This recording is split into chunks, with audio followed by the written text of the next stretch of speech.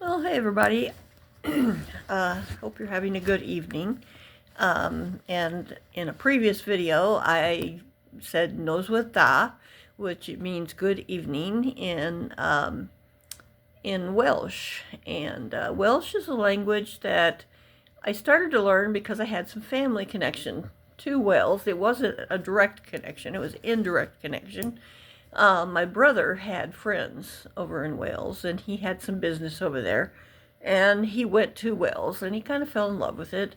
Um, and I didn't have direct social connections or anything, but I rather liked the language. He brought me back things that had some some of the language on it because I'm a language nut.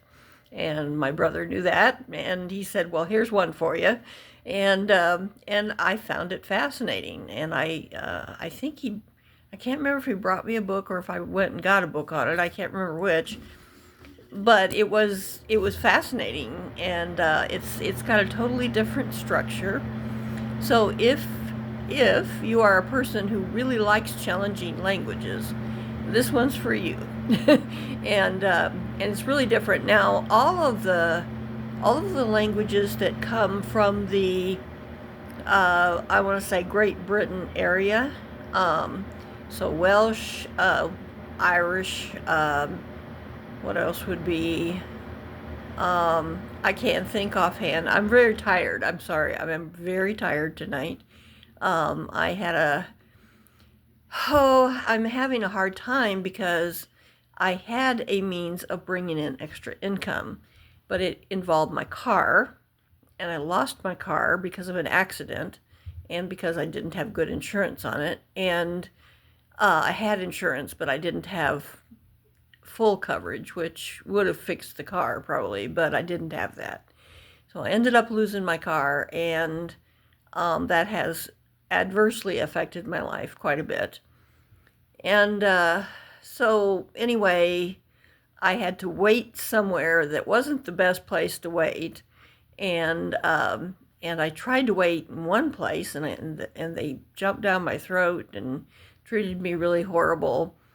And so I did find a place that was patient with me, and I'm actually, I thanked them for that, and was very pleased that they were patient with me. It kind of attracted another person that I don't think they were too keen on, and so I wasn't actually too keen on either. But anyway, we got through it, and but it was very hard on me, very very hard. And so I'm in a better place right now, but I'm very tired. I'm just really knocked out tired. But I wanted to talk about Welsh because I sat down tonight and did my Welsh. And so at one time I applied to go to the University of Cardiff, which is in Wales. And I would have loved to do that. I'm actually very good at academics, and I would have really enjoyed it. And I did want to study Welsh. And so, kind of a dream of mine that didn't transpire. They put me off a semester, and that's bad.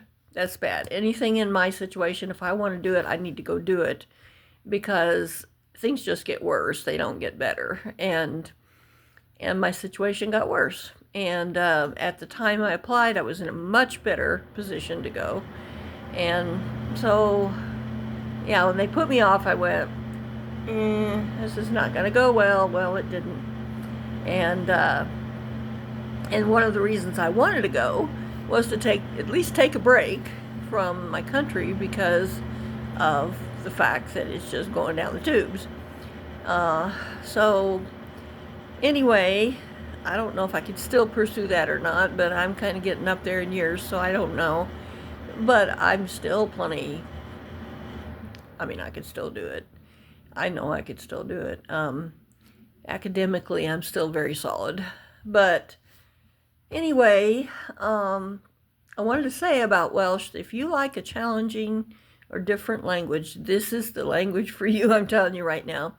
But all the languages that come from like the Great Britain area are all very different. They're very different from English in their structure. And the one thing I like There used to be, it's an old meme basically, but they used to show a cat walking across a keyboard and said, "This is how Welsh was invented."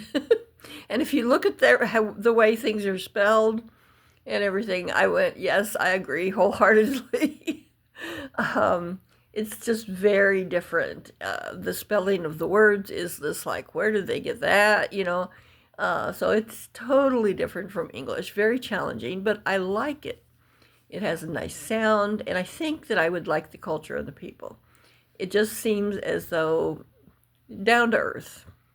I mean, to me, I was raised on a farm, and I like down to earth people, and I think I would really kind of like it. But anyway, and they seem to be very welcoming people. I like that, of course, very friendly. I think I would like it. But anyway, I didn't get to go. And I still study it, but I just haven't been hitting it as hard as I did at one time. And so I decided to revitalize it. And so I've been studying a little more. But it's, I guess, some tips I would give people if you're going to study Welsh. First of all, yeah, I wouldn't let it get cold. If you leave it alone, you're going to have a hard time coming back. It is very different, and it has, what I say, it has a lot of moving parts. So there's a in and an e and an ah and an r and you have to know where all these go. And what I'm talking about is basically articles and different things, like in the this, that, and the. It's different. Like to say it's an apostrophe r. Yes. It doesn't look anything like any other language, I'm telling you. And the apostrophe R goes on the end of I guess the verb preceding it. I'm thinking that's correct. But anyway, it's just really different, really, really different. So my tips would be, first of all, if you want to learn it, stick with it and don't let it get cold, because if it gets cold, you're going to have to do a lot of review.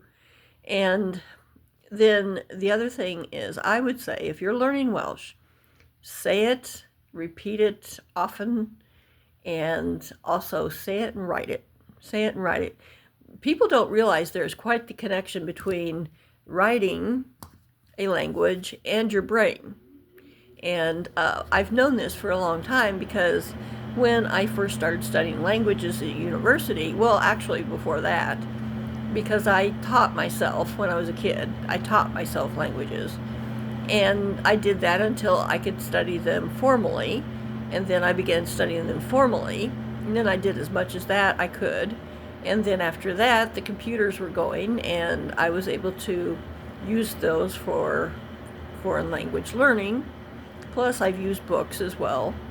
And so what I learned is there's a very vital connection between writing a language and learning it. And actually that's true with anything. When you write it, there's a special connection to your brain, and it's a good way to learn. So anyway, those are my tips. Say it and write it. Say it and write it. Say it and write it. And it sticks that way, And in that way, even if you're not learning exactly why they do what they do, you can learn that, dwi them, dwi them, dwi them in hafi, you learn just to rattle it off, basically. And that will teach you some of the grammar.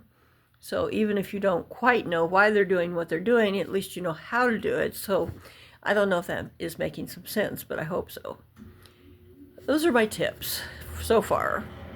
And I would like to know more about the grammar. Duolingo is how I'm learning it. And Duolingo doesn't give a lot of grammar tips. And it does kind of drive me a little insane, because I am one that likes to learn from the grammar, and I like to learn the proper way to do things. But I've learned through Duolingo as well, and I think you can do that. For some people, it really helps that Duolingo does not hit the grammar as hard.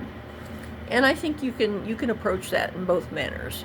You can learn through the grammar if that's your thing, or you can learn just through learning the language, and then you learn the grammar kind of in the rears, kind of by accident, more or less. But and like for instance in Russian, that approach really helped me. If you sit down with me with Russian and you do just grammar, you just hit grammar, I just want to go running, screaming into the woods after a while. But Duolingo's approach that didn't hit the grammar as hard really helped. And then now I've been able to pick it up somewhere else that does talk about the grammar, and it's making more sense since I already have a basis. So it varies for me according to the language I'm learning. So find your own style. I guess that's one thing I would advise you on languages. Find your own style. Find what you need to do, because if you're being forced into a style that you're not very good at, you're going to get frustrated. So, and with me, the style I need varies according to the language. So, but that's not unusual. I am a very eclectic, and I need a lot of flexibility, because one thing might not work over here, but it might work over here for me. That's just how I am. My personality is a little different, but everybody has their own unique style. And so learn your style of learning. And once you figure that out, you'll be doing good. Trust me. Have a good evening.